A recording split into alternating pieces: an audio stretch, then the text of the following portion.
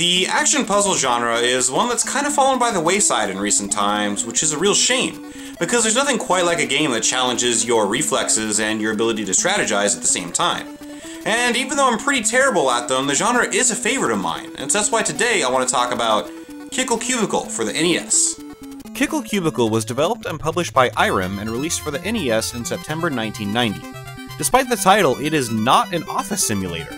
Instead, you control the titular Kickle in his quest to use his wintry powers to solve puzzles and save the colorful denizens of Fantasy Kingdom from the evil Wizard King, who's turned everything into ice.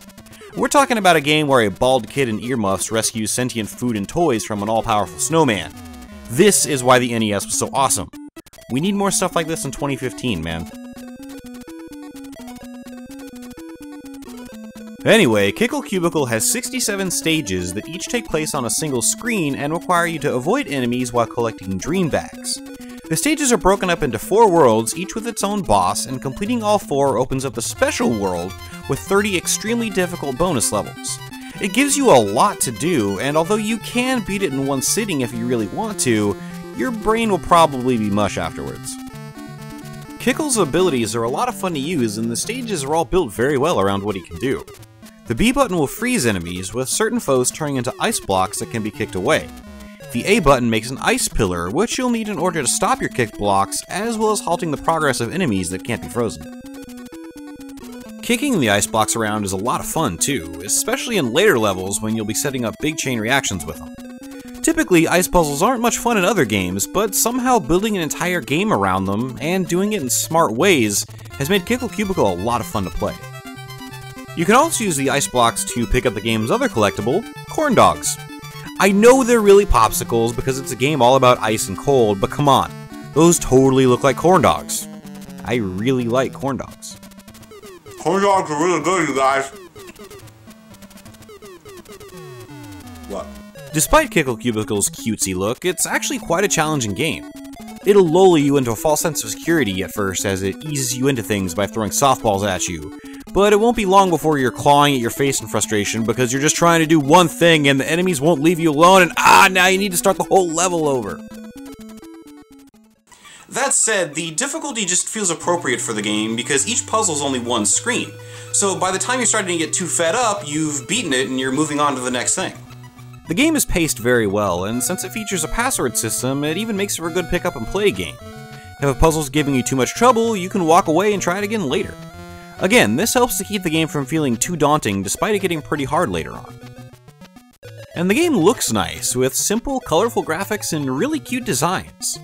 The enemies are all pretty weird and have their own unique personalities, and although everything in the background is made of ice, there's enough variety in the stages to keep things from getting too boring visually.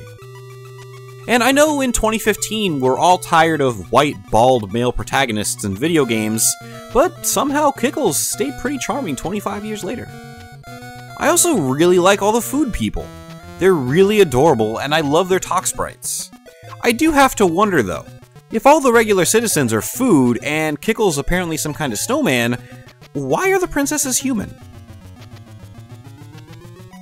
And while the bosses all look different, each encounter is pretty much the same. They toss a big thing that breaks into 4 smaller things, and you kick the small things at them and rinse and repeat. Since there are only 4 bosses, it's not too bad, but it would have been nice to see things mixed up a little bit more. The music is really fun and catchy, and while there are really only a couple of songs, they're fun, lighthearted, and upbeat. They make the world feel fun and inviting, and keep the tone relaxed and breezy, which is appreciated when the puzzles get particularly head-scratching.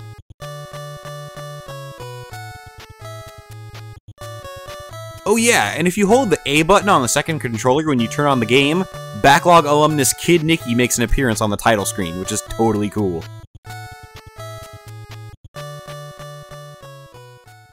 And like every game I talk about, Kickle Cubicle isn't going to cost you very much, with a loose cart going for about $15, with a box copy hovering around $50 to $60.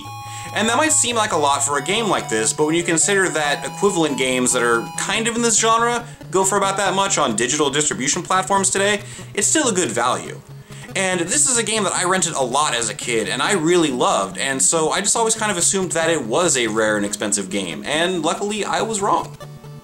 Kickle Cubicle is a super fun game in a genre that really doesn't get enough attention anymore.